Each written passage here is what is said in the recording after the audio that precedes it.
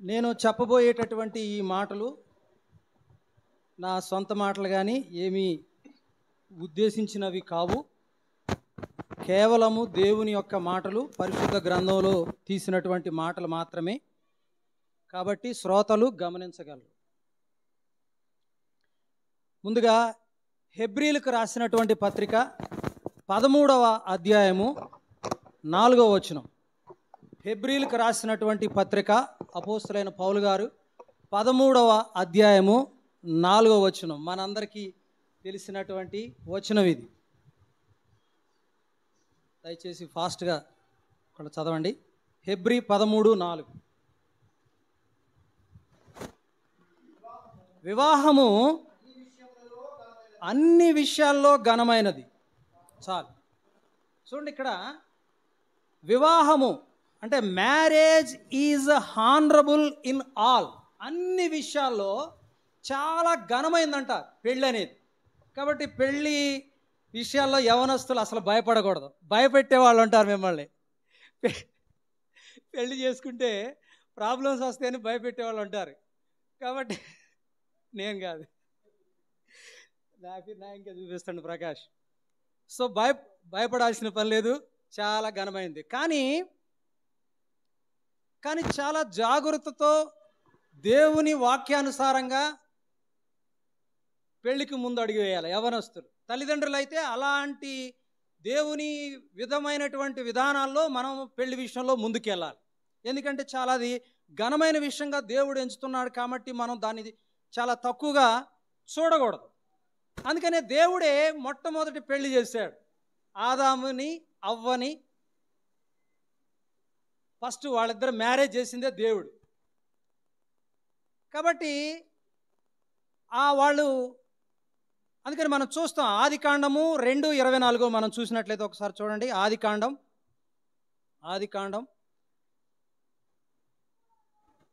2:24 చూడండి ఒకసారి.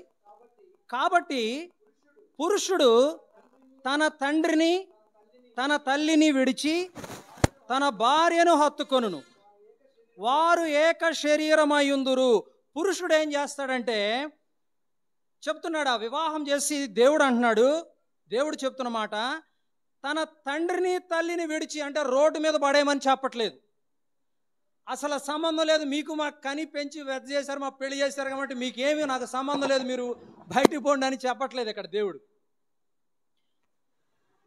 తల్లిదండ్రిని ఇక్కడ విడిచి తన భార్యను హత్తుకుంటాడు. అంటే వీళ్ళ హత్తుకునేటటువంటి వీళ్ళ జీవితంలోకి, వీళ్ళ పర్సనల్ లైఫ్లోకి ఇక బాబాయ్ కానీ, పెదనాన్న కానీ, చెల్లి కానీ, అక్క కానీ, తమ్ముడు కానీ, అన్న కానీ, ఎవ్వరు ఈవెందో కడుపున పుట్టినటువంటి బిడ్డలు కానీ వీళ్ళ ఎడబాటుకి ఎవరు కారణం కాకూడదు. అలా వివాహాన్ని దేవుడు చేశాడనమాట. అలా హత్తుకొనును, వారు ఏక శరీరం, వాళ్ళు సపరేట్ కాదు అని దేవుడు ఇస్తున్నటువంటి స్టేట్మెంట్ మొదటి అధ్యాయంలోనే. అంత గొప్ప విషయం వివాహం అనేటటువంటిది. కాబట్టి ఈ విషయాన్ని మనం ప్రతి ఒక్క వ్యక్తులు జాగ్రత్తగా వ్యవహరించాల్సినటువంటి అవసరం ఉంది. ప్రపంచవ్యాప్తంగా చాలా వివాహాలు చూసినట్లయితే చాలా పెళ్ళిళ్ళు పెటాకులవుతున్నాయి. అమెరికా లాంటి సంపన్న దేశాల్లో, అభివృద్ధి చెందిన దేశాల్లో చాలా దారుణంగా పెళ్ళిళ్ళు చేసుకొని జస్ట్ వారం, 2 వారాలు, 10 రోజులు తిరక్కముందే డివోర్స్కి వెళ్తున్నారు, విడాకులకి వెళ్ళిపోతున్నారు. కారణం ఏంటంటే వాళ్లకు దేవుని యొక్క స్పృహ లేదు. యేసు క్రీస్తు యొక్క ప్రభు యొక్క వాక్యము వాళ్ళ హృదయంలో నాటుకోలేదు. కాబట్టి వాళ్ళకి చాలా సింపుల్. కానీ ప్రభువుని రక్షకుడిగా దేవుడిగా అంగీకరించినటువంటి వ్యక్తి ఎవరైతే ఘనంగా వివాహం చేసుకున్నారో వాళ్ళు విడాకులు తీసుకోవటం లేదు. ఏ పరిస్థితిలో కూడా దేవుడు చాలా స్పష్టంగా తెలియపరుస్తున్నాడు. కొంతమందికి తను నాతో అడ్జస్ట్మెంట్ అవ్వట్లేదు, లేకపోతే నా భర్త నాతో అడ్జస్ట్మెంట్ అవ్వట్లేదు కాబట్టి మేము డివోర్స్ తీసుకుంటున్నాం అని అడ్జస్ట్మెంట్ అవుతున్నారు. ఎవరంటే యేసు ప్రభువుని నమ్ముకోని వాళ్ళు.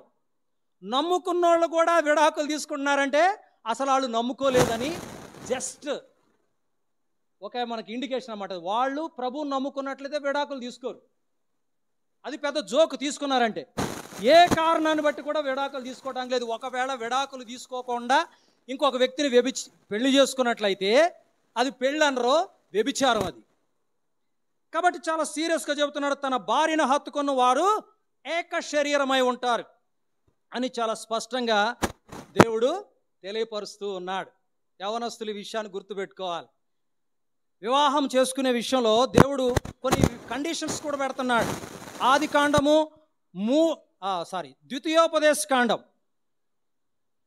ద్వితీయోపదేశ కాండం 3వ అధ్యాయం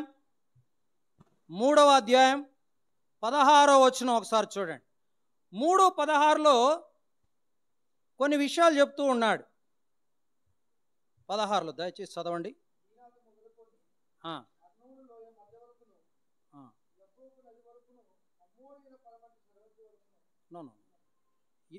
ద్వితీయోపదేశ కాండం 7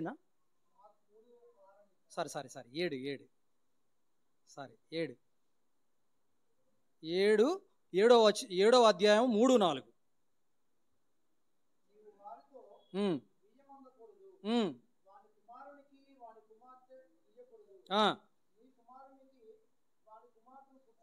ముందు విషయాలు కొంత మనం చూస్తున్నట్లయితే మన వివాహం ఎలా చేయాలి అనేటటువంటి విషయంలో చాలామంది ఏం చేస్తున్నారంటే, మేము చాలా సర్చింగ్ చేశాం, ఎంతో ఎతికినాము, మా కుర్రోడికి పెళ్లి చేద్దామని, మా అమ్మాయికి పెళ్లి చేద్దామని చాలా వెతుకున్నాం, ఇక దొరకని పక్షంలో మేము కాంప్రమైజ్ అయిపోయేసి పెళ్లి చేసాం అని చెప్తున్నప్పుడు దేవుడు ఏమన్నాడంటే, నీవు వారితో వియ్యమందకూడదు, అసలు నీ అలాంటి వాళ్ళతో మీరు బిడ్డల్ని ఇవ్వటానికి కుదరదని చాలా కండిషన్గా చెబుతున్నాడు.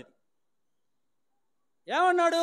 వాని కుమారునికి నీ కుమార్తెని ఇవ్వకూడదు, నీ కూతురుని ఇవ్వటానికి నో పర్మిషన్ లేదు, ఎట్టి పరిస్థితుల్లో ఇవ్వడానికి లేదంట కూతురిని. నీ కుమారుని వాని కుమార్తెను పుచ్చుకొనకూడదు. కుమారుని తీసుకెళ్ళి అలాంటి అన్యులకి, ప్రభువు గురించి తెలియనటువంటి వాళ్ళకి పుచ్చుకొనటానికి లేదు. పుచ్చుకుంటే ఏమైతే చెప్తున్నాడు 4వ వచనంలో, నన్ను అనుసరింపకుండా వీళ్ళు ఏం చేస్తారు? మనం అంటాం, పెళ్లి చేసుకున్న తర్వాత నా భార్యను నేను మార్చుకుంటా, పెళ్లి చేసిన తర్వాత ఖచ్చితంగా నా కూతురు అల్లుడిని మార్చిద్ది, పర్లేదని కాంప్రమైజ్తో పెళ్లి చేస్తే, దేవుడు అంటున్నాడు, నన్ను అనుసరింపకుండా ఇతర దేవతలను పూజించినట్లు నీ కుమారుని వాళ్ళు మళ్ళిస్తారు. నీ కూతురి కుమారుని ఏం చేస్తారంట? మళ్ళిచ్చేస్తారు. కాబట్టి నీ కొడుకుని తీసుకెళ్ళి యేసు ప్రభువును నమ్ముకున్నటువంటి ఒక వ్యక్తికి, ఒక బిడ్డకి ఇచ్చేస్తే, నీ కూతురుని తీసుకొని యేసు ప్రభువును నమ్ముకున్నటువంటి ఒక వ్యక్తికి కట్టబెడితే వాళ్ళు ఏం చేస్తారంట? మళ్ళీ ఇచ్చేస్తారంట. యేసు ప్రభువుకి బిడ్డగా కాకోకుండా మళ్ళీ ఇచ్చేస్తారు, విగ్రహారాధనలకి వ్యక్తులుగా చేసేస్తారంట. అప్పుడు ఏమైందో చెబుతున్నాడు. ఏమంటున్నాడు? అలా చేస్తే ఏం చేస్తానంటున్నాడు చూడండి అక్కడ. అందును బట్టి ప్రకాష్, నెహమ్యా తమ్ముడు దివెన్, యెహోవా కోపాగ్ని నీ మీద రగులుకొని ఆయన నిన్ను త్వరగా నశింపజేయను. ఇలాంటి పెళ్లి చేస్తే రక్షకుడిని, ఏది ప్రభువు నమ్ముకున్నటువంటి బిడ్డలైనటువంటి మీరు, మీ బిడ్డలకు ఇలాంటి వివాహం చేస్తే యెహోవా కోపాగ్ని, యేసు ప్రభు యొక్క కోపం మీ మీద రగులుకుంటుందంట. ఇలాంటి పెళ్లి చేసిన వాళ్ళని మీద కోపం రగులుకుంటుందంట. కోపం రగులుకుంటే మామూలు మనుషులైతే 10 దెబ్బలు కొట్టి వదిలిపెడతారు. మామూలు మనుషులైతే 4-5 దెబ్బలు కొడతారు, తిట్లు వదిలేస్తారు. కానీ యేసు ప్రభు కోపం రగులుకుంటే కంటికి కనపడని, మీకు అదృశ్యుడిగా ఉన్న మహాదేవుడి స్వరూపం నువ్వు చూడకోకుండా, కంటి కనపట్లేదని నువ్వు లైట్గా తీసుకుంటే నీ మీద రగులుకొని ఆయన నిన్ను త్వరగా నశింపజేస్తారు, భూమి మీద లేకోకుండా చేసేస్తారంట. జాగ్రత్తగా ఉండాలి. నీ కూతురు పెళ్లి చేసేటప్పుడు నువ్వు చాలా జాగ్రత్తగా ఉండాలి. మనం ఏమనుకుంటున్నాం అంటే, వాళ్ళు ఎట్టో గట్ట బయటికి పంపించేస్తే, పెళ్లి చేసి చాలా సింపుల్గా వాళ్ళే ఒక పని అయిపోయింది, నా భారం తీసేసిందని వాళ్ళని నెట్టేస్తే, నువ్వు చేసిన పని ఏంటో తెలుసా? నన్ను ఆరాధించాల్సిన బిడ్డని, నన్ను ఆరాధించాల్సినటువంటి నీ కొడుకుని, నన్ను ఆరాధించాల్సిన నీ కూతుర్ని ఒక అన్య దేవతలను పూజించేవాడి కట్టబెట్టు. కాబట్టి ఈ కోపం మీద రగులుకొని నిన్ను నశింపజేస్తాను. పెళ్లి చేసినటువంటి తల్లిదండ్రుల మీద దేవుడి కోపం రగులుకుంటుంది. నశింపజేస్తా అంటే చంపేస్తానని డైరెక్ట్గా వార్నింగ్ ఇస్తాడు. కాబట్టి ఎవరైతే లైట్గా తీసుకుంటున్నాడో దేవుడికి వాళ్ళకి వార్నింగ్ ఇస్తున్నమాట, బివేర్, జాగ్రత్తగా ఉండండి అని. కాబట్టి ఈ విషయాల్లో మనం ఏం చేయాలంటే ప్రేయర్ చేయాలి, ప్రార్థన చేయాలి. కొన్నిసార్లు ఆన్సర్ చాలా లేట్ అవుతూ ఉంటుంది. కొన్నిసార్లు సంవత్సరాలు పట్టవచ్చు, కొన్నిసార్లు 5 సంవత్సరాలు పట్టవచ్చు. కానీ నీ భక్తి సడిలిపోకూడదు. నీ మోకాళ్ళ ప్రార్థన అనేటటువంటిది నిర్లక్ష్యం చేయకూడదు. వాక్యాన్ని నువ్వు ప్రేమించాలి, వాక్యాన్ని నువ్వు బాగా చదవాలి. దేవుడికి ఇష్టమైనటువంటి ఆ బైబిల్ చదువుతుంటే యేసు ప్రభు పులకరించిపోతాడు. నా బిడ్డ రోజు వాక్యం చదువుతాడు, నేను పులకరించిపోతాడు. నువ్వు వాక్యం చదవాలి, నీ బిడ్డలకు అలా నూరు పోసి పెంచాలి.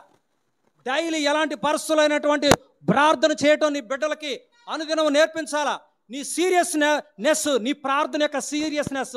ప్రభువా, నేను సిగ్గుమాలి మాటికి అడుగుతున్నానయ్యా, నేను ఒక పెళ్లి చేసుకోవడం కోసం వెయిట్ చేస్తున్నా, ఒక గుణవతి అయినటువంటి భార్య నాకు చూపించు. నాకైతే తెలియదు, ఎక్కడుందో తెలియదు, నీకు తెలుసు ప్రభువా, నీవు సర్వోన్నతులకు దేవుడు, నీ జ్ఞానం అమితమైనటువంటిది, నాకు అలాంటి వ్యక్తిని నా జీవితంలో చూపించు. నేను ఒక అన్యురాలని పెళ్లి చేసుకోవడానికి నేను సిద్ధంగా లేను, ఒక అన్యుని చేసుకోవడానికి నేను సిద్ధంగా లేను. I want to marry believer. నేను ఒక విశ్వాసురాలని వ్యక్తిని నేను పెళ్లి చేసుకోవాలని సిద్ధపడుతున్నా. అలాంటి వ్యక్తి నాకు చూపించు ప్రభువా, నేను సిగ్గుమాలి మాటికి అడుగుతున్నాను. నేను మీరు చెప్పిన విధంగా ప్రభువా, నేను విశ్వాసంతో ఎడతెగక ప్రార్థన చేస్తున్నా. దేవారాత్రం రోజుకు 3 పర్యాయాలు నీకు ఇష్టమైన విధంగా ప్రతి ఆదివారం నేను చర్చికి వస్తున్నాను, వాక్యం చదువుతున్నా, నీకు ఇష్టమైన పనులు చేస్తున్నా. పాపం చేయడానికి నేను భయపడుతున్నా, వణుకుతున్నా. ప్రభువా, నాకు చూపించు అని నువ్వు నీకు ఇష్టమైన దేవదేవుడి సాక్షిగా నువ్వు కన్నీళ్లతో మొరపెడితే, మన దేవుడు రాయి కాదు, మన దేవుడు బుట్టి గోడ కాదు, చెట్టు కాదు. మన దేవుడు సర్వశక్తి గల దేవుడు, కార్యసిద్ధి కలగజేసేటటువంటి దేవుడు. తగిన సమయం ముందు ఒక గుణవతి అయినటువంటి, నువ్వు ఊహించిన వాటికంటే, నువ్వు ఆలోచించిన వాటికంటే కూడా గొప్ప వ్యక్తిని నీ జీవితంలో అనుమతిస్తాడు.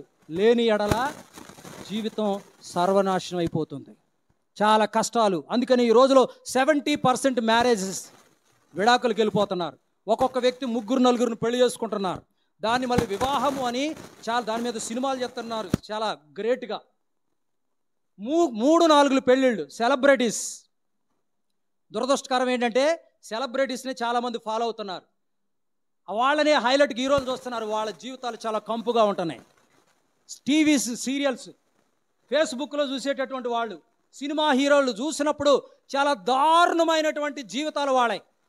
కానీ వాళ్ళనే మనుషులు ఎక్కువగా ప్రేమిస్తున్నారు. పనికిమాలిన సాంప్రదాయాన్ని ఈ లోకానికి అంటగడితే వాళ్ళనే హీరోలుగా చాలా గొప్పగా వాళ్ళు చూస్తూ ఉన్నారు. దురదృష్టకరం. యేసు ప్రభు వీళ్ళని అసహించుకుంటున్నాడు, ఫాలో అయ్యే వాళ్ళకు వార్నింగ్ ఇస్తున్నాడు. నో, మీరు అలాంటి విషయాలు ఫాలో అవడానికి వీల్లేదు. వాళ్ళు చెడుల్ని ఎంకరేజ్ చేస్తుంటారు వాళ్ళు. కాబట్టి ఇప్పటివరకు మీరు వాటిని మీరు ఫాలో అవుతున్నట్లయితే మీరు అన్ఫాలో చేసేయాలి.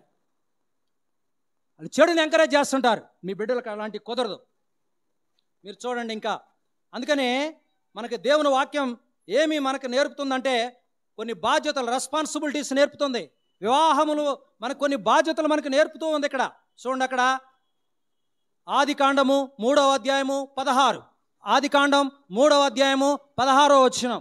3:16. ఆదికాండం 3:16. ఆయన స్త్రీతో నీ ప్రయాసమును నీ గర్భవేదనను నేను మిక్కిలి హెచ్చించెదను. వేదనతో పిల్లలను కందువు. నీ భర్త ఎడల నీకు వాంఛ కలుగును. అతడు నిన్ను ఏలును. ఎవరు వెళ్తారండి? భర్త భార్యని వెళ్తారు. ఈ రోజుల్లో భార్య భర్తను ఏలేటటువంటి పరిస్థితులు లోకంలో చూస్తున్నాం. భార్యే భర్తను ఏలుతూ ఉంది. ఏంటి తెలుసా? లోపలికి వచ్చేటప్పుడు, బయటకు పోయేటప్పుడు ఏం చేయాలన్నా వాళ్ళు సజెషన్ చేస్తారు. ఇంట్లో నిర్ణయాలు మొత్తం భార్య మీద నడుస్తుంటాయి. అందుకనే చాలామంది యొక్క కుటుంబ జీవితాల్లో, వైవాహిక వ్యవస్థలో చాలా కుటుంబాలు సర్వనాశనం అవటానికి ఆ కుటుంబాన్ని భార్య ఏలటం చాలా ఘోరమైన విషయం. భార్య ఏలినటువంటి పరిస్థితి ఉండకూడదు. అందుకని అవ్వ ఏం చేసింది? అవ్వ నిర్ణయాలు తీసుకుంది. ఏమైంది? పాపం ఈ లోకంలో వచ్చిందనమాట. జీవం గల ప్రతి వానికి తల్లి ఎవరండి? అవ్వ.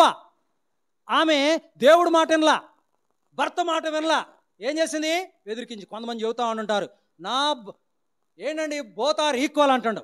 బోత్ ఆర్ ఈక్వల్, మేము ఇద్దరం సమానమే, ఇద్దరం ఈక్వలే.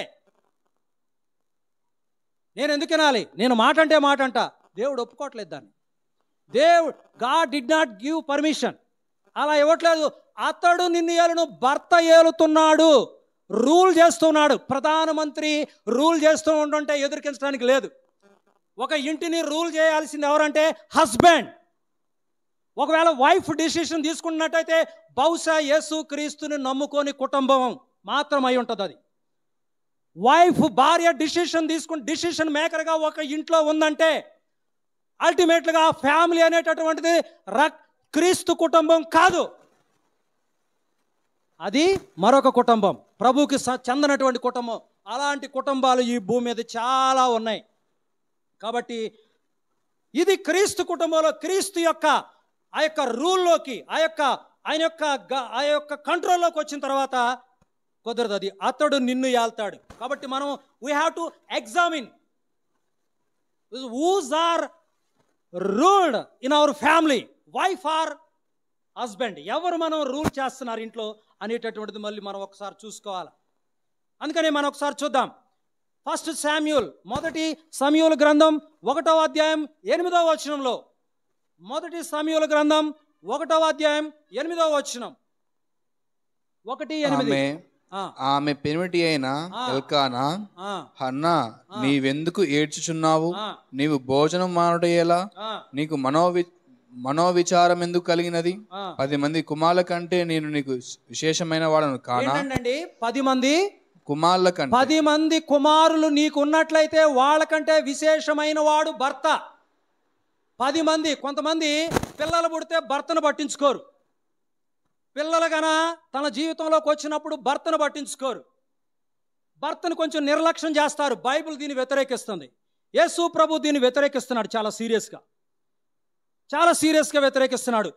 ఎట్టి పరిస్థితుల్లో ఒకే ఒక్క విషయం, బహుశా నీ ప్రార్థన జీవిత విషయంలో, అది కూడా ఎక్కడ, నీ భార్య నీ ఇంట్లోకి వచ్చినప్పుడు కొంచెం లైట్గా నాకు ఆకలి అవుతుంది, అన్నం పెట్టు అన్నప్పుడు కొంతమంది చెప్తా ఉంటుంటారు, నేను ప్రార్థనలో ఉన్నా నువ్వే పెట్టుకో, నేను ప్రేయర్లో ఉన్నా నువ్వే పెట్టుకో. నో, బైబిల్ యాక్సెప్ట్ చేయట్లేదు దాన్ని. ఖచ్చితంగా నీ కేవలం ఒక ఆదివారం దేవుడిని గణపరిచే విషయంలో, ఆదివారం నాడు నువ్వు చర్చికి వెళ్ళాలి, నీ భర్త వద్దన్నాడు, ఆ విషయంలో నువ్వు ఎన్ని అవమానాలు ఎందలైనా నువ్వు వెళ్ళాల్సిందే. అల్టిమేట్గా మిగతా అన్ని విషయాల్లో దేవుడు తర్వాత నువ్వు మొదటి స్థానం ఇవ్వాల్సినటువంటి వ్యక్తి నీ భర్త మాత్రమే. ఎలాంటి వాడైనా, తిరుగుబోతైనా, తాగుబోతైనా, ఎలాంటి వ్యక్తి అయినా భర్తే. కాబట్టి అల్టిమేట్గా నిన్ను రూల్ చేసే వ్యక్తి అతనే. కాబట్టి నీకు విశేషమైన వాడు అతనే, నీ పిల్లల కంటే. కొంతమంది ఏమండి అక్కడ చెప్పే కదండి, అవి చేసుకోవచ్చు కదండి, ఇది ఇక్కడ ఉంది కదండి, నీకు చేసుకోవచ్చు కండి, నేను పిల్లలతో ఏం చేస్తున్నాను కంటే, పిల్లల కంటే ముఖ్యం భర్త. దేవుడు దాన్ని చాలా ఎంకరేజ్ చేస్తున్నాడు. ఆయన ఎడలు నువ్వు భయభక్తులు కలిగి భయంతో ఉండాలని చాలా స్పష్టంగా తెలియపరుస్తూ ఉన్నాడు. అందుకనే పేతురు గారు, ప్రియమైనటువంటి భక్తుడు ఆ యేసు ప్రభుకి అందుకని మొదటి పేతురు 3వ అధ్యాయం 1 నుంచి 5, మొదటి పేతురు 3వ అధ్యాయం 1 నుంచి 5 ఒకసారి చూడండి. అటువలే స్త్రీలారా మీరు మీ స్వపురుషులకు, సొంత పురుషులకు లోబడి ఉండటం. మీరేం చేయాలంట? మీ భర్తలకు లోబడాలంట. చాలా మందికి ఇది చాలా గిల్టీగా ఫీల్ ఉంటుంది. నేను ఎందుకు లొంగాలి నా భర్తకి? ఇది లోకంలో ఉన్న మాట. యేసు ప్రభువును నమ్ముకున్నటువంటి వాళ్ళు చేసే మాట. ప్రభువును నమ్ముకున్న నీవు లోబడి ఉండాలి. ఎందుకు లోబడి ఉండాలంటే, నువ్వు నమ్ముకున్న సృష్టికర్త అయినటువంటి దేవుడు ఏం చేశాడండి? తండ్రి అయిన దేవుడికి లోబడి ఉన్నాడు. అందుకోసమే ఆయన ఈ లోకానికి నువ్వు పొద్దా ప్రార్థన చేస్తావు కదా, ప్రభువా నువ్వెంత గొప్ప దేవుడు ప్రభువా, నా కోసం ప్రాణం పెట్టినగా ప్రభువా, నువ్వు గొర్రె పిల్లవలే వచ్చును ప్రభువా అని నువ్వు ప్రార్థన చేస్తూ ఉంటావు. మనం అందరం, పురుషులు చేస్తారు, స్త్రీలు చేస్తారు, అవునా? ప్రభు గొప్పతనాన్ని భయంకరంగా పొగుడుతుంటారు. కానీ మనం లోబడి ఉండాల్సిన పరిస్థితి వచ్చినప్పుడు నో. అందుకనే లోబడటానికి వ్యతిరేక పదం ఏంటండి? ఎదురాటం, ఎదురుదీత అనమాట. వ్యతిరేకార్థం తెలుగు పదాలు నెహమ్యా బాగా చదువుతారు, ఇప్పుడు బాగా చదువుతున్నాడు డిఎస్సి లైబ్రరీలో. లోబడటానికి వ్యతిరేకమైన పదం ఎదురీత అనమాట, ఎదురు తిరగటం అంటే. అందుకనే హవ్వ అదే చేసింది, హవ్వ తన జీవితంలో అదే చేసింది, దేవుడు వినలేదు. కాబట్టి మనం లోబడి ఉండాల. లోబడినప్పుడు యేసు ప్రభు పైనుండి చూసి పులకరించిపోతాడు, ఆనందిస్తూ పోతాడు. నా కుమార్తె, తండ్రి అయినటువంటి దేవుడికి యేసు ప్రభు ఎలా లోబడ్డాడో అలా నీ భర్తకు లోబడాలా. లోబడిపోవటం అంటే అదే, ఎదురు తిరగటం కాదు. ఏ విషయంలోనైనా కానీ ఎదురు తిరుగుతున్నావు అంటే నువ్వు ఎవరికి ఎదురు తిరుగుతున్నావు తెలుసా? నువ్వు అనుకుంటున్న నా భర్తకు నేను ఎదురు తిరుగుతున్నా అని. దేవుని యొక్క ఆజ్ఞ అనమాట. This is condition, commandment. ఇది ఆర్డర్ వేస్తున్నాడు లోబడాలని. నీకు వీలైనప్పుడు లోబడు, వీలు కాకపోతే అడ్జస్ట్ అవ్వు అని ఇక్కడ చెప్పలేదు బైబిల్లో. ఇక్కడ ఎలాంటి ఏమీ లేవు అట్లాంటివి. ఖచ్చితంగా లోబడాల్సిందే. ఓకే, కంటిన్యూషన్ చేయను. లోబడండి. అందువలన వారిలో ఎవరైనాను వాక్యమునకు అవిధేయులైతే, వాక్యానికి ఒకవేళ వాళ్ళకి అవిధేయత దేవుడి గురించి తెలియదు అనుకోండి, ఎవరు భర్తలకు తెలియదు అనుకోండి, ఏమైంది? వారు భయంతో కూడిన మీ పవిత్ర ప్రవర్తన చూసి వామ్మో మీ భయపడిపోతున్నారు. భర్తను చూస్తే భర్తకు లోబడి ఉంటున్నారు, ఎంతో రెస్పెక్ట్ ఇస్తున్నారు, మీ భర్తను గౌరవిస్తున్నారు. ఎలాంటి హింసకుడైనా కర్కోటకుడైనా అసలు విననటువంటి వ్యక్తి అయినా ఎలాంటి వ్యక్తి దగ్గర కూడా మీ భయంతో కూడిన మీ ప్రవర్తన చూసి వాక్యం లేదు. వాక్యం అంటే ఏంటో తెలియదు ఆ భర్తకు వాక్యం తెలియదు. తమ భార్య నడవడి వలన రాబట్టబడవచ్చు. భార్య నడవడి వలన రాబట్టబడునని ఎవరు చెబుతున్నారండి? యేసు క్రీస్తు ప్రభు మాట్లాడుతున్నాడు. ప్రభు చెప్పాడంటే ఆ మాటకు తిరిగి ఉండదు. కొన్నిసార్లు లేట్ అవ్వచ్చు, కొన్నిసార్లు లేట్ అవ్వచ్చు. కానీ ప్రభు యొక్క ఆజ్ఞకి లోబడినటువంటి వ్యక్తుల యొక్క జీవితాలు, ప్రభువును చూసిన వాళ్ళు ఎవరో సిగ్గుపడరు. కానీ కొన్నిసార్లు ఏం చేస్తామంటే మన కంట్రోల్లో తీసుకుంటాం, ఎదురాడతాం, గౌరవించాం, 10 మంది మధ్య మనం నవ్వులు పాలు చేస్తాం. మన భర్త ఎవరైతే ఉన్నారో అతను 10 మంది దగ్గర కూర్చున్నప్పుడు నా భర్త ఎలాంటి వాడనేటువంటి నవ్వులు పాలు చేసేటటువంటి పరిస్థితి ఉన్నప్పుడు god will take very serious. ఏమన్నాడండి? అయిపోయిందా? ఇంకా జడలు అనుకుంటాయో బంగారు నగలు పెట్టుకుంటాయో. అది నెక్స్ట్ ఎపిసి 5, ఎపిసిలు రాసిన పత్రిక 5వ అధ్యాయం 22, ఎపిసి 5:22. క్రీస్తు సంఘమునకు శిరస్సై ఉన్నలాగున పురుషుడు భార్యకు శిరస్సై ఉన్నాడు. భార్యకు శిరస్సు ఎవరండి? పురుషుడు. ఓకే. క్రీస్తు శరీరమునకు రక్షకుడై ఉన్నాడు. సంఘము క్రీస్తునకు లోబడినట్టుగా భార్యలు కూడా ప్రతి విషయంలోనూ తమ పురుషులకు లోబడవలను. ఎలా లోబడాలంటండి? ఎలా లోబడాలి? సంఘము అంటే ఎవరు? సంఘం అంటే ఇటుక పెట్ల మనందరం సంఘం. ఓకేనా? సంఘం, చర్చ్. ఈ సంఘం యేసు ప్రభుకి ఎలా ఆయన భర్తగా ఉన్నాడు, సంఘం వధువుగా ఉంది. ఏ విధంగా లోబడుతుంది?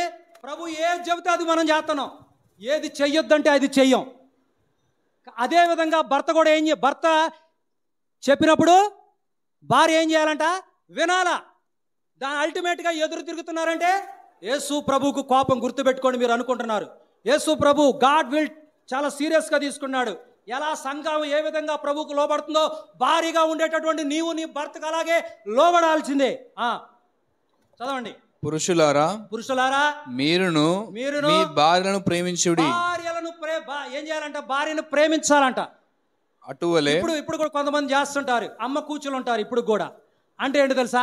అమ్మ కూచి అంటే పెళ్ళి అయిన తర్వాత కూడా అమ్మ నేను ఏ షర్ట్ వేసుకున్నాను, అమ్మ నేను ఆ పని చేస్తాను వెళ్ళానా, అమ్మ నేను ఇది చేశానా, నాన్న ఇదే. పెళ్ళి అయిన తర్వాత కూడా అమ్మ నాన్న ఈయనగా భార్యని ఏం అడగడక, భార్యతో ఏం సంబంధం లేదు. నిర్ణయాలు ఇప్పుడు కూడా తల్లిదండ్రులే డిసైడ్ చేస్తారు. ఇప్పటికి కూడా వాడు ఎరా వెళ్ళినవా, కూర్చున్నవా, లేకపోతే మొత్తం డిసిషన్ వాళ్ళే అనమాట. కుదరదు. భార్యలను ప్రేమించాలా భర్త. ఎలా ప్రేమించాలి? దానికి మాదిరి యేసు ప్రభువే. సంఘాన్ని ఆయన ఎలా ప్రేమించాడంట? మన కింద చూస్తూ ఉంటుంది, కళంకం ఉందంట, ముడతుందంట, షర్టుకు ముడుతుందని మనం పడేయం కదా, చక్కగా ఐరన్ చేస్తాం, మంచిగా నీట్గా ఐరన్ చేస్తాం. అలాగే మనం కొన్ని అనారోగ్య సమస్యలు భార్యకు ఉండొచ్చు. అనారోగ్య కొంచెం అంటది, వాక్యం చెబుతుంది బలహీన ఘటం. భార్య ఎవరంట? బలహీనమైనటువంటి ఘటం అంటే ఏంటి? పనికిరాందని కాదు అక్కడ అర్థం.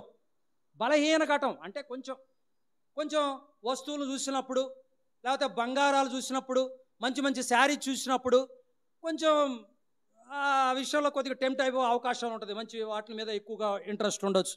లేదా అవ్వ కూడా చూడండి, అవ్వ బలహీన పరిస్థితిని చూసి, మనసును చూసి సాతాను కూడా ఎక్కడికి వచ్చాడు? ఆదాం దగ్గర రాలా, అవ్వ దగ్గరికే వచ్చి పండు బాగా ఉందన్నాడు. సో ఈ విషయంలో బలహీన ఘటమైనటువంటి విషయాన్ని నువ్వు గుర్తించి ఏం చేయాలా? ఇక్కడ ఇలాంటి రోగాలు ఉన్నాయని ఇలాంటి షాకులుగా చెప్పి ఆమెను తక్కువ అంచనా వేయకూడదు. ప్రేమించాలా.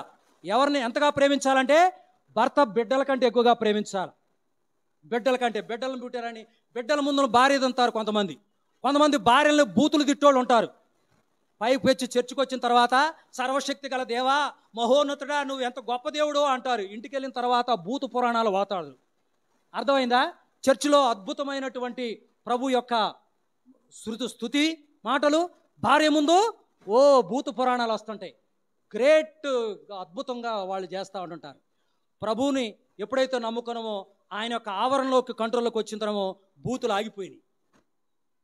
సీజ్, ఇప్పుడు ఏంటంటే యుద్ధం నడుస్తుంది, సీజ్ వార్, సీజ్ ఏంటంటే అండి అబ్యూజింగ్ వర్డ్స్, బ్యాడ్ వర్డ్స్, ఇవన్నీ కూడా ఆగిపోయినాయి. బూతులు రాకూడదు. అర్థమైందండి? నీ భార్యను నువ్వు ఎక్కువగా ప్రేమించాలి. సంఘం వలె ఏ విధంగా ప్రభు సంఘాన్ని అంతగా నువ్వు ప్రేమించాలి నీ భార్యని. ఇంకా ఆమె బర్త్డేకి మంచిగా విషెస్ చెప్పాలి. ఆమెకి ఏమైతే ఉన్నాయో అవన్నీ విషయాల్లో ఆమెకి ఫస్ట్ ప్రిఫరెన్స్ ఇచ్చి బాగా ప్రేమించాలి. నువ్వు బెస్ట్గా ప్రేమించాలి భార్యని. సో యువర్ రెస్పాన్సిబిలిటీ, ఎస్పెషల్లీ పెళ్లి చేసుకునే వాళ్ళు ఇవన్నీ కూడా ముందు యంగర్స్ మీరు గుర్తుంచుకోవాలి. తల్లిదండ్రులు ఇవన్నీ మనం మన జీవితంలోకి అన్నీ ఎక్కడో అన్నీ వదిలిపెట్టి మన దగ్గరకు వచ్చినప్పుడు మనం వాళ్ళకి ఎంతో మనం చూసుకోవాల్సినటువంటి మనకి రెస్పాన్సిబిలిటీ. అదే విషయాన్ని అక్కడ చెప్తున్నాడు. ఒకసారి చూడండి. ఇంకా కొలసి 3వ అధ్యాయము 18-19. కొలసి 3:18-19. భార్యలారా మీ భర్తలకు విధులైయుండుడి, ఇది ప్రభువును బట్టి యుక్తమై ఉన్నది. భర్తలారా మీ భార్యను ప్రేమించుడి, వారిని నిష్ఠూర పెట్టకుడి. పిల్లలారా అన్ని విషయములో. భర్త ఏమంటున్నాడు ఇక్కడ అండి? భార్యకి ఏం చెప్తున్నాడు? మీ భర్తలకు విధేయులైయుండుడి. భర్తలకు విధేయత, ఒబీడియన్స్. ఏమండి మీకు ఇష్టమైన కూర ఏంటో చెప్పండి, నేను చేసి పెడతాను. కూర చేసి ఆడ పడేసిన తిను కాదు. ఏమండి మీకు ఏమి ఇష్టం చెప్పండి అండి, అది చేస్తానండి. చక్కగా ప్రేమతో నేను చెప్తున్నాను. ఖచ్చితంగా మనము ప్రభు యొక్క వాక్యానికి ఒబీడియన్స్, విధేయత చూపించినప్పుడు దేవుడు తగిన సమయమందు అద్భుతంగా ఆ ఫ్యామిలీని బ్యూటిఫుల్గా మారుస్తాడు. దేవుడు వాక్యానికి ఎదురీసినప్పుడు ఆ ఇంటిలో గందరగోళం, శాంతి సమాధానం లేకుండా జీవితం ఎప్పుడు కూడా డ్రైగా ఎండిపోయినట్టుగా, అల్టిమేట్గా ఇంకా లైఫ్ మొత్తం ఇదేనేమో అన్నట్టుగానే ఉంటుంది. ఎందుకంటే వాక్యానికి విధేయత చూపించే వాళ్ళంటే దేవుడికి చాలా ఇష్టం, చాలా ఇష్టం. మీరు నమ్మరు కానీ అనుష జాబ్ విషయంలో చాలామంది నాకేం చెప్పారు తెలుసా? మీరు వదిలేయండి, ఇక దాని గురించి వదిలేయండి, ఏదో ఒకటి ప్రైవేట్ జాబ్ ఏదో చరిత్ర చేసుకోండి, ఏదో సంథింగ్ వదిలేయండి అన్నారు. నేను ప్రభు వాక్యాల వాగ్దానాలు గట్టిగా పట్టుకున్నాను. నేను ఎలా పట్టుకున్నాను అంటే, ప్రభు నేను ఇలా అడిగా, సిగ్గుమాలి మాటికి అడుగుతున్నా, ప్రభు నువ్వే చెప్పావు సురోఫెనికియా గ్రీసు దేశస్త్రాలని మోడల్గా చెప్పి, నేను అలా అడుగుతున్నాను, నా జీవితాన్ని మార్చండి. అన్యాయస్తుడైన న్యాయాధిపతి దగ్గరికి వెళ్ళి విధవరాలు ఏ విధంగా అడిగిందో నేను అలా అడుగుతున్నాను. ప్రభువా ఎడతెగక ప్రార్థన చేస్తాను అమ్మమ్మారు, ప్రభువా నా జీవితాన్ని నువ్వు మార్చు, నువ్వే మార్చపోతే ఎవరు నా జీవితాన్ని మారుస్తారు? నేను అడిగాను ప్రభువుని. అయ్యా మీరు చెప్పారు బై హార్ట్ చేసే ప్రభు యొక్క వాగ్దానాలు. ప్రభు మీరు చెప్పారు ఎఫెసీ 3వ అధ్యాయం 20వ వచనంలో, మనలో కార్యసాధకమనుగు తగ సంకల్పం చొప్పున మేము అడుగు వాటికంటే ఊహించు వాటికంటే కూడా నీవు అత్యధికంగా చే శక్తి గల దేవుడు అని వాక్యం సెలవిస్తుంది. వాక్యం సెలవిస్తుంది. ప్రభువా మేము ఏదైతే అడుగుతున్నామో అంతకంటే నువ్వు బెస్ట్గా ఇస్తావు. నేను అడిగింది ఆంధ్రప్రదేశ్ రాష్ట్రంలో కనీసం అట్లీస్ట్ గవర్నమెంట్ జాబ్ రాకపోయినా కాంట్రాక్ట్ బేసిక్ ఒక 20,000 జాబ్ ఇప్పించుంటే, తెలంగాణ రాష్ట్రం సొంత రాష్ట్రంలో ఫుల్ మంచి పర్మనెంట్ జాబ్ ఇప్పించాడు. ప్రభువా మీరు చెప్పారు హెబ్రీలకు రాసిన పత్రిక 13వ అధ్యాయము 5-8, యేసుక్రీస్తు నిన్న నేడు ఒక్కటే రీతిగా ఉన్నాడు, మారని దేవుడు. 2 కొరింథీ 1:20 యేసుక్రీస్తునందు వాగ్దానాలన్నీ అవునన్నట్టుగా ఉన్నాయి తప్ప కానట్టుగా లేవు. మరి అవునన్నట్టుగా నిరూపించు. కాబట్టి మీరు ఏదైతే ఆ వాగ్దానంలో వాటిని పెట్టుకొని మీరు అడగాల. భార్యలైతే మీరు అడగాల, ప్రభు మీరు చెప్పినట్టు నేను నడుచుకుంటున్నా, మీరు మార్చు ప్రభు. అంతే తప్ప ప్రభువుని మీరు ఇబ్బంది పెట్టకూడదు. అంటే ఇంకెన్ని రోజులు మారుతూ ప్రభు, ఎంతకాలం ప్రభు, ఏంటి ప్రభు ఈ బాధ అని ప్రభువుని శోధించకూడదు. ప్రభుకి ప్రభువా నీకు అసాధ్యమే లేదని ఆయన గ్లోరియస్ పొగుడుకుంటూ, ఆయన్ని గొప్పతనాన్ని వివరించుకుంటూ ప్రభుకి 3 వేసుకుంటూ చక్కగా ఉండాలి. ఆ అన్న అదే చేసింది. పక్కన ఉన్నటువంటి ఆ తోటికోళ్ళ పొద్దాకివ్వబెట్టి నువ్వు గొడ్రాలు వీనికి పిల్లలు లేరని హింస పెడతా ఉంటుంటే ఆమె అదే చేసింది. విశ్వాసంతో ప్రార్థన చేసిన తర్వాత ఆ తర్వాత హ్యాపీగా ఉంది తప్ప కడుపు నిండా మంచిగా అన్నది. మనం కూడా మనకి ఇచ్చినటువంటి ఆ రెస్పాన్సిబిలిటీస్ మనము చేయాలి. అందుకనే చూడండి అక్కడ, భర్తలారా మీ భార్యలను ప్రేమించుడి, వారిని నిష్ఠూర పెట్టొద్దు. నిష్ఠూర పెడతా ఉంటారు, పొద్దాక కామెంట్లు చేస్తుంటారు, రకరకాలుగా హింస పెడతా ఉంటారు. ఏది రకరకాలుగా హింస గురి చేసేటటువంటి పరిస్థితి ఉంటుంది. అలాంటి నిష్ఠూర పెట్టొద్దు, మీకు మంచిది కాదని చెప్తున్నాడు. నెక్స్ట్ 1 తిమోతి 2వ అధ్యాయం 9వ వచనం. 1 తిమోతి 2. మరియు స్త్రీలను అనుకువయు స్వస్థ బుద్ధియు గలవారై ఉండి. అనుకువగా ఉండాలంటండి. ఎలా ఉండాలంట? స్త్రీలు అనేవాళ్ళు అనుకువగా ఉండాలి. యేసు ప్రభువుని నమ్ముకున్న వాళ్ళ జీవితాలు మనం చూడండి. నమ్ముకున్న వాళ్ళు చూడండి, వాళ్ళ దగ్గర అనుకువ ఉండదు, ఒబీడియన్స్ ఉండదు. పిచ్చి పిచ్చికి మాట్లాడుతుంటారు, భర్తతో గొడవ దిగుతూ ఉంటారు, భర్తని హేళన చేస్తూ ఉంటారు, రకరకాలుగా నలుగురు మధ్య కించపరుస్తూ ఉంటారు. ఎందుకంటే వాళ్ళకి ఈ వాక్యం గురించి తెలియదు, యేసు ప్రభు గురించి తెలియదు కాబట్టి. కానీ క్రీస్తు బిడ్డలుగా మనకి ఇలాంటిది ఉంటుందంట. ఏముంటుందంట? అనుకువ ఉంటుందంట. ఇంకేంటండి? స్వస్థ బుద్ధి అంటే ఒక సెల్ఫ్ కంట్రోల్. ఇంగ్లీష్లో సెల్ఫ్ కంట్రోల్ అని ఉంది. సెల్ఫ్ కంట్రోల్ అంటే కంట్రోలింగ్ పవర్ ఉంటుంది అనమాట. కొన్నిసార్లు భర్త మనం చాలా దారుణంగా మన పట్ల బిహేవ్ చేస్తూ ఉంటాడు. అది చూసి ఇరిటేషన్ వస్తుంది మనకన్నమాట. ఆ టైంలో కొంతమంది ఏం చేస్తుంటారంటే, ఇక నేను బతకడం ఎందుకు అని సూసైడ్ చేసుకుంటూ ఉంటుంటారు. సూసైడ్ అంటే చచ్చిపోదాంలే, ఎందుకు ఈ బాధ అని పిల్లల గురించి ఆలోచించరు, ఆలోచించరు. దీనికంటే చచ్చిపోవటం బెటర్ అనేటటువంటి విధానంగా వస్తారు. సో యేసు ప్రభు బిడ్డలు సూసైడ్ చేసుకోరు. ఎందుకంటే వాళ్ళని ఆ స్థితిలో నుంచి విడిపించడానికి మహాదేవుడు ఉన్నాడనేటువంటి భరోసా వాళ్ళకు ఉంటుంది. ఎవరు సూసైడ్ చేసుకుంటారు? ప్రభుని. ఎందుకంటే దిక్కేమీ లేదు. ప్రభువు నమ్ముకున్న వాళ్ళకి అట్లాంటిది ఏమీ లేదు. కానీ మన ప్రభు సర్వశక్తి గల దేవుడు. అందుకని చాలామంది మన జీవితాలు చాలా సప్పగా, కూర లేకపోతే ఉప్పు లేకపోతే కూర ఎట్ట ఉంటుందండి, చప్పగా ఉండేటటువంటి జీవితాలు గల కారణం ఏంటంటే, భార్య కుటుంబాన్ని కట్టుకోవాలి. కుటుంబాన్ని కట్టాలన్నా, కుటుంబాన్ని పాడు చేయాలన్నా, ఇబ్బంది పడాలన్నా చాలామైనటువంటి పరిస్థితి ఎక్కువగా భార్య చేతిలోనే ఉంటుంది. గృహంలో ఉంటూ ఆ నడిపించేటటువంటి బాధ్యత, రెస్పాన్సిబిలిటీ. అందుకనే మీరు చూడండి, నేను ఈ వారంలో అనీష్ బాదర్ నాకు మెసేజ్ ఇచ్చినప్పుడు నేను చాలా చోట్ల ఆదికాండం నుంచి ప్రకటన గ్రంథం వరకు నేను సెర్చ్ చేస్తా ఉన్నా. చూస్తున్నప్పుడు 2-3 మాటలు పురుషుడు గురించి మాట్లాడే, మొత్తం భార్య గురించే మొత్తం రాసిపించాడు. ఇక్కడ భార్య రెస్పాన్సిబిలిటీస్ ఎక్కువ ఇచ్చాడు. ఇంకా మైక్రోస్కోపిక్ గదిగా నాకు ఇంకెక్కడన్నా ఉంటాయేమోనని, ఎక్కడున్నా కానీ భార్య భార్య భార్య భార్య ఇదే అన్నాడు. ఇదే మాట నా సొంత మాటలు చెబితే వామ్మో. కానీ ధైర్యంగా ఎలా చెప్పగలుగుతున్నాడంటే, ఇది నా ప్రభు అయిన యేసు క్రీస్తు చెప్పిన మాట, దీన్ని నేను నా బ్యాగులో పెట్టను, సీక్రెట్గా దాయను, భయపడను చెప్పే విషయంలో. ఎందుకంటే వాక్యం వాక్యం వాక్యం సత్యం, ఆయన మాట శిరోధార్యం, యేసు ప్రభు మాట. కాబట్టి ఆయన వాక్యం చాలా ఖడ్గం లాంటిది. ఇంకా ఏం చెప్తున్నాడండి? అడుగువా స్వస్థ బుద్ధి గలవారై ఉండి తగు మాత్రపు వస్త్రములు చేతనే గాని జడలతోనైనను బంగారముతోనైనను ముత్యములతోనైనను మిగుల వెలగల వస్త్రములతోనైనను అలంకరించి కొనక దైవభక్తి గలవారమని చెప్పుకొను స్త్రీలకు తగినట్టుగా సత్క్రియల చేత తమ్మును తాము అలంకరించి కొనవలను. స్త్రీలు మౌనముగా ఉండి సంపూర్ణ విధేయతతో నేర్చుకొనవలను. స్త్రీ మౌనంగా ఉండవలసినదే గాని ఉపదేశించుటకైనను, పురుషుని మీద అధికారము చేయుటకైనను, పురుషుని మీద అధికారం చేపడతా, నేనే అధికారం, ఈ మొత్తం నేను కూడా నేను చూసుకుంటా, అజమాయిషి చలాయిస్తానంటే దేవుడు పర్మిషన్ ఇవ్వట్లేదంట. దేవుడు పర్మిషన్ ఇవ్వట్లేదు. ఆమెకు సెలవు. మొదట ఆదామును తర్వాత హవ్వయును నిర్మింపబడేది గారా, మరియు ఆదాము మోసపరచబడలేదు, అవ్వ మోసపరచబడింది. అవ్వే జీవం గల ప్రతి వానికి తల్లి అయినటువంటి అవ్వే మోసపరచబడిపోయింది.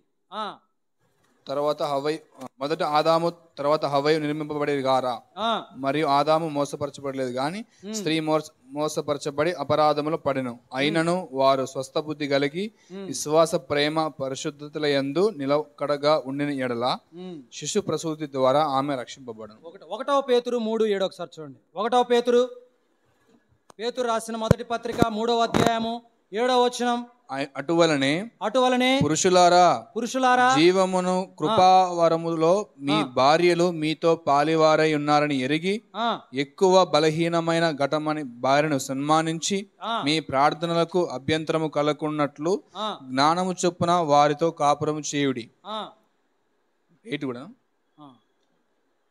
8 కూడా కంటిన్యూషన్. తుదుకు మీరందరూ ఏక మనస్కులై. ఓకే అండి. చూడండి, పురుషుల గురించి చెప్తున్నమాట. జ్ఞానము చొప్పున వైజ్ గా మీరేం చేయాలంట, కాపురము చేయాలి అని చాలా స్పష్టంగా దేవుడు తెలియపరుస్తూ ఉన్నాడు. వాక్యం ద్వారా చాలా క్లియర్గా తెలియపరుస్తూ ఉన్నాడు. చివరగా సామెతల గ్రంథం 21:9. సామెతలు 21:9. సామెతలు 21:9. గయ్యాలితో పెద్ద ఇంట నుండుట కంటే మిద్దె మీద ఒక మూలను నివసించటం మేలు. ఏంటంటండి గయ్యాలితో? సో క్రైస్తవ కుటుంబంలో ఎవ్వరూ కూడా గయ్యాళిగా ఉండటం లేదు. ఈ మాట మనం ఎక్కడైనా లోకంలో ఉండాలి అంటే ఒక మాట అనగానే 10 మాటలు బాణాలు వదిలేటటువంటి గయ్యాళితనము అనేటటువంటిది ఎక్కడ కనపడాలి? మనకి లోకంలో కనపడాల. క్రైస్తవ బిడ్డలుగా, క్రీస్తు బిడ్డలుగా మారిన తర్వాత అసలు ఇట్లాంటి ఓడు మనకి కనపడకూడదు. అందుకనే దేవుడు చాలా స్పష్టంగా మాట్లాడాడు. ఒకవేళ అలాంటి పరిస్థితి మీకుంటే, అలాంటి పరిస్థితి మీకు గన ఎదుర్కొంటే గనక పురుషులారా ఏంటంట, చాలా పెద్ద ఒక మూలలు ఉంటే మేటర్. అందుకే చూడండి 27:15. 27:15 చూడండి అక్కడ. సామెతలు 27:15. ముసురు దినమున ఎడతెగక కారు నీళ్లును గయ్యాలి అయిన భార్యయు సమానం. ఒకవేళ గయ్యాళి అయినటువంటి భార్య ఉందనుకోండి, ఎలాంటి పరిస్థితి ఉంటుందంట? ముసురు పడుతున్నప్పుడు నీళ్లు ఒక చొక్క కళ్ళు మూసుకుని నిద్రపోతా ఉంటే చినుకులు పడతా ఉంటాయి, ఎమ్మటి దిగుతాయి, మళ్ళీ పడతా ఉంటాయి. అర్థమైందా? ఇక నిద్రపోవటాలు ఏముండవు. సో డైలీ ఇదే విధంగా ఉంటుంది అనమాట పరిస్థితి. ఇక అసలు జీవితం మొత్తం కూడా విరక్తి కలుగుతూ ఉంటుంది. అందువల్ల ఇలాంటి పరిస్థితులు మన క్రైస్తవ కుటుంబంలో వినటానికి లేదు. కాబట్టి ఇక్కడ కొన్ని విషయాలు దేవుడు చెప్తూ వాళ్ళకి ఏం చెబుతున్నాడంటే, భర్తగా నీ భార్య ఏదైనా ఒక విషయం చెప్తే నువ్వు జాగ్రత్తగా వినాలి. కొంతమంది నేను చూసాను, నేను ఈ మధ్యన హాలిడేస్కి నేను కందుకూరు వెళ్ళినప్పుడు అబ్జర్వ్ చేస్తూ ఉంటాం కదా. ఒక ఆయన చర్చికి వెళ్తాడు, చక్కగా పడుకొని కింద నేల మీద పడుకుంటాడు, సమ్మర్ కదా, పడుకొని ఫోన్ చూస్తూ ఉండవు. 7 గంటలు మొదలు పెట్టిండు, 9:30 వరకు ఫోన్ చూస్తూనే ఉండవు, సర్చింగే. పాపం భార్య అక్కడే కూర్చొని ఎట్ట కూర్చోంది, మొత్తలో అటు ఇటు తిరుగుతూ ఉంది, ఇక్కడే కూర్చోంది, అసలు సోయలేదు, కిట్టే చూస్తుండవు. 2 గంటల పాటు అది ఛార్జింగ్ అవ్వట్లేదా, ఏం ఫోనో కూడా నాకు అర్థం కాల. అడుగుదాం అనుకున్న ఫీల్ అవుతారే, మన చుట్టం చూపుకెళ్ళి మనం ఎందుకులే అని. అంటే సోయ లేదు, ఇక ఫ్యామిలీ సోయ లేదు, ఫోన్ సోయే ఉందన్నమాట. ఫోన్ సోయ అంటే కాసేపు ఫేస్బుక్, కాసేపు వాట్సాప్, కాసేపు ఇన్స్టాగ్రాము, కాసేపు ట్విట్టరు, రకరకాలుగా ఏదైనా సరే అది అయిపోయిందంటే టీవీ మళ్ళీ అమ్మటే వస్తుంది అనమాట. అర నీకు మాయి దీపం కార్తీక దీపం వచ్చేస్తుంది. ఇక ఆడుంటే అది అది యుద్ధాలైనా, ఉక్రెయిన్ రష్యా యుద్ధమైనా ఆగిద్దాం, కానీ ఈ యుద్ధం మాత్రం ఆగదు. ఇక సీరియల్ యుద్ధం. చాలా కుటుంబాల్లో చాలా ఘోరమైనటువంటి పరిస్థితులు ఉన్నాయి ఈ రోజున. భర్త భార్య మధ్య సఖ్యత లేకపోవటానికి ప్రధాన శత్రువు ఈ రోజున ఏంటి తెలుసా? ఫోన్ పెద్ద దెయ్యం అది. ఆ సాతాను బంధాలు విడిపోతుంది, బంధాలు లేసి ఇప్పుడు అంతా లేవు. ఎక్కడికి వెళ్తున్నా బండి మీద వెళ్ళుకుంటూ కూడా ఎట్టెట్టు అనుకుంటాడు, వెనకాల ఫ్యామిలీ ఉంటుంది, ఎట్టెట్టు అనుకుంటాడు, చూస్తాడు, మళ్ళీ ఎటు చూస్తాడు, ఎవడని గోకుని వస్తున్నాయి, మళ్ళీ ఎట్టెట్టు అనుకుంటాడు, ఒకదాని తిట్టెట్టు అంటాడు అనమాట. వెనకాల రకరకాలుగా మిలకలు తిరుగుతూ ఉంటుంది బండి. వీళ్ళ పరిస్థితిలో వీళ్ళు ఉంటారు, వీళ్ళు చూసే సీరియల్స్, వీళ్ళు చూసే వీళ్ళ పరిస్థితి ఉంటారు. ఇలాంటి పరిస్థితి ఇంతకుముందు పూర్వం లేదు. అందుకనే ఇప్పుడంతా వ్యష్టి కుటుంబం అంటే ఏంటి, తక్కువ. అప్పుడంతా ఉమ్మడి కుటుంబం. అంతా ఒక మంచి సంబరాలు, మంచి చక్కగా ఉండేది, ఫ్యామిలీ మధ్య రిలేషన్స్ ఉండేవి. ఇలాంటి ఏం లేదు. ఇవంతా కూడా సాతాను తీసుకొచ్చిన ఒక ఇరుకు బంధంతో బంధాలు పోతున్నాయి. ఒక ప్రేమగా భార్య భర్తతో ప్రేమించుకోండి ఏమండి అని చక్కగా మంచిగా ప్రేమతో ఇతను పిలిచేటటువంటి పరిస్థితి కూడా ఈరోజు లేకోకుండా ఉంటున్నాయి. భయంకరమైన తగువులు, గొడవలు, కొట్లాట్లు ఇవన్నీ కూడా కారణం వాళ్ళు దేవుడిచ్చిన రెస్పాన్సిబిలిటీ యేసుక్రీస్తు యొక్క పరిధిలోకి వచ్చాక, ఆయన కంట్రోల్లోకి వచ్చిన తర్వాత వాళ్ళ బాధ్యతల్ని వాళ్ళు నిర్వర్తించకపోవటమే. ఈరోజు కూడా నీ భార్య నీ మాట వినట్లేదంటే, నీ భార్య నీ మాట వినట్లేదంటే నువ్వు చేయాల్సింది ఏంటంటే, నువ్వు భార్యని ప్రేమించు. వినకపోయినా ప్రేమించు, కొంచెం కష్టంగానే ఉంటుంది అయినా ప్రేమించు. అన్న కొద్దిగా తమ్ముడు చాలా ఇబ్బందికరంగా ఉంటుంది, లేకపోతే ఇలా సాధ్యపడలేదంటే ప్రేమించు. యేసు ప్రభు ప్రేమించాడు, నువ్వు కూడా ప్రేమించాల్సిందే. కాబట్టి అప్పుడే దేవుడు ప్రేమగా మాట్లాడాలి, ప్రేమగా వాళ్ళతో మాట్లాడాలి. ఇంకోటి ఏంటి తెలుసా, భర్త తన భార్య యొక్క తల్లిదండ్రులతో మంచిగా ప్రేమగా మాట్లాడాలి. తల్లిదండ్రులు, అత్తయ్య గారు బాగున్నారా, మామయ్య గారు బాగున్నారా, మంచిగా ప్రేమతో మాట్లాడాలి, గౌరవంగా మాట్లాడాలి. నీ కన్న తల్లిదండ్రులతో నువ్వు ఎలా మాట్లాడవో నీ అత్తమామలతో కూడా నువ్వు అలాగే మాట్లాడాలా. భార్య కూడా అలాగే మాట్లాడాలా, అత్తయ్య గారు మామయ్య గారు చక్కగా మాట్లాడాలా. అంతే తప్ప నీకు సంబంధించినటువంటి వాళ్ళు వచ్చినప్పుడు ఒక రకంగా, వాళ్ళకి సంబంధించిన వాళ్ళు వచ్చినప్పుడు వెంటనే అనేటటువంటి పరిస్థితి ఉండకూడదు. నేను సత్పల్లో ఉన్నప్పుడు ఎన్టీఆర్ కాలనీలో కొద్ది రోజులు నేను బీడీ కాలేజ్ చేసేటప్పుడు ఆమె చర్చికి వెళ్తుంది, సిఎస్ఐ చర్చికి వెళ్తుంది. ఉన్నప్పుడు వాళ్ళ పేరెంట్స్ వచ్చినప్పుడు, అతను ఒక గవర్నమెంట్ ఎంప్లాయ్ అయినా వచ్చినప్పుడు ఆమె చాలా ఆమె చాలా మంచిగా చూసుకుంటుంది. తనకు సంబంధించిన పేరెంట్స్ వచ్చారు అంటే, ఆమె సొంత అంటే తర్వాత భార్య చనిపోయిన తర్వాత మళ్ళీ రెండో పెళ్లి చేసుకున్నాడు. ఆయన పెళ్లి చేసుకున్నప్పుడు అతను వచ్చినప్పుడు ఆమె చాలా చాలా దారుణంగా వ్యవహరిస్తూ ఉంటే ఆయన తట్టుకోలేకపోయి కోపం వచ్చేసి, ఏంటి వ్యవహారం అని ఎదురు తిరిగిండు. అసలు ఆయన ఫస్ట్ సార్ నేను ఒక గొర్రె పిల్లవాలే ఉంటాడు ఆయన. నేనన్నా సారేనా ఇట్లా మాట్లాడుతున్నాను అంటే, సారే అన్న. ఏం జరుగుతుంది అసలు ఇవాళ, ఫస్ట్ సార్ ఎదురు తిరిగిండు, ఏంటి నీ సంగతి అని ఇట్లా వెళ్తాడు. అసలు తర్వాత వాకింగ్కి ఇద్దరం కలిసేటప్పుడు, సార్ మీరేనంటే, ఎంతకాలం సార్ ఇది, నాకు సంబంధించిన వాళ్ళు వస్తేనేమో ఒక రకంగా, వాళ్ళకి సంబంధించిన వాళ్ళు వచ్చేసరికి అబ్బా అమ్మ ఇది తను చేస్తుంది, ఎంత సార్ ఎదురు తిరిగాను. ఆమె వెళ్ళిపోయింది. ఇక నేను ఉండనండి వెళ్ళిపోతుంటే ఇద్దరు కొడుకులు ఉన్నారు, ఒక కూతురు ఉంది, ముగ్గురు ఎమ్మడి పడుతున్నారు. అమ్మ నువ్వు రావే అని. ఈయన ఏమంటే పోరండి అంటండి, ఎట్లా అంటండి, ఇక వెళ్ళిపోతుంది, ఏం అవసరం లేదు అంటాడు. ఆ తర్వాత కానిస్టేబుల్ గారు ఒక ఉంటే, ఆయన రిలేటివ్ అవుతారు, ఆయన తీసుకొని అత్తయ్య నువ్వు అట్ట చేస్తే అట్టండి సంథింగ్ తీసుకొచ్చాడు. శాలరీ రాగానే మొత్తం ఆమె దగ్గర పెట్టుకోండి, ఏ షర్ట్ కొనాలి ఏది మొత్తం డిసైడ్ చేస్తారమ్మా, ఆమె డిసైడ్ చేస్తారు. సో దారుణమైనటువంటి సంఘటనలు ఇట్లాంటివి. అంటే రూల్ ఆమె చేస్తుంది ఆ ఇంట్లో. కొడుకులేం ప్రయోజకులు కాల. ఎందుకు? చాలా దారుణమైన ఎవరు ఇంట్లో. కారణం ఏంటి? ఈమె రూల్ చేసి భర్తను లోపరుచుకొని, భర్తను కంట్రోల్ చేసి, రూల్ చేసి అంతా నా కంట్రోల్లో ఉందనుకుంటుంటే, దేవుడు ఏం చేస్తానంటే, దేవుడు కోపం కదా, అది శాపం కదా, అందులో దేవుడికి ఎంత సీరియస్నెస్ కదా. ఎలాంటి వాడైనా రూల్ చేయాల్సిన అల్టిమేట్గా డిసిషన్ తీసుకోవాలి ఇంటికి ఎవరో అంటే భర్త కదా. ఏం చేసినంటే బిడ్డల విషయాల్లో టచ్ చేసుకుంటూ వచ్చాడు. అంత ప్రయోజకులు కాలే, చాలా దారుణంగా ఉంది పరిస్థితి. సో అల్టిమేట్గా దేవుడు చాలా సీరియస్గా తీసుకుంటాడు ఇలాంటి విషయాల్ని. కాబట్టి నాకు ఇచ్చిన టైం అయిపోయింది, కరెక్ట్గా 45 minutes, 10:35 తీసుకున్నా.